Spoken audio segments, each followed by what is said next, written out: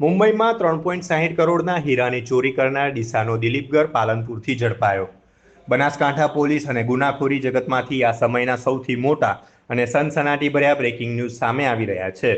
દેશની આર્થિક રાજધાની મુંબઈમાં કરોડો રૂપિયાના હીરાની ચોરી કરીને ફરાર થઈ ગયેલો માસ્ટરમાઇન્ડ આખરે બનાસકાંઠા લોકલ ક્રાઇમ બ્રાન્ચ એટલે કે એલસીબીના સકંજામાં આવી ગયો છે। મુંબઈના પોસ્ટ ગણાતા બાંદ્રા કુર્લા વિસ્તારની એક લોજિસ્ટિક્સ કંપનીમાંથી આશરે ₹3,60,60,00,000ના ડાયમંડની ચોરી કરનાર મુખ્ય આરોપીને બનાસકાંઠા એલસીબીએ પાલનપુર ખાતેથી દબોચી લીધો છે। આ હાઈ પ્રોફાઇલ ચોરીની વિગત એવી છે કે શાતિર આરોપીએ લોજિસ્ટિક્સ કંપનીના માલિકનો અંધાધૂંધ વિશ્વાસ જીત્યો હતો અને ત્યારબાદ તક જોઈને 3.60 કરોડના કિંમતી હીરાની ચોરી કરી રફુચક્કર થઈ ગયો હતો। ઘટનાને પગલે મુંબઈ પોલીસે ત્વરિત એક્શનમાં આવીને બનાસકાંઠા પોલીસનો સંપર્ક સાધ્યો હતો।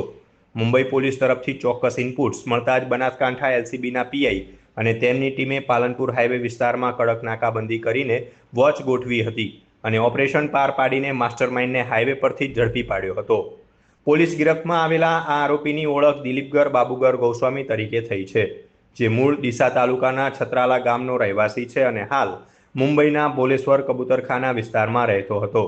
હાલમાં એલસીબીએ આરોપીની અટકાયત કરીને તેને મુંબઈ પોલીસને સોંપવા માટેની કાયદેસરની તજવીજ હાથ ધરી છે।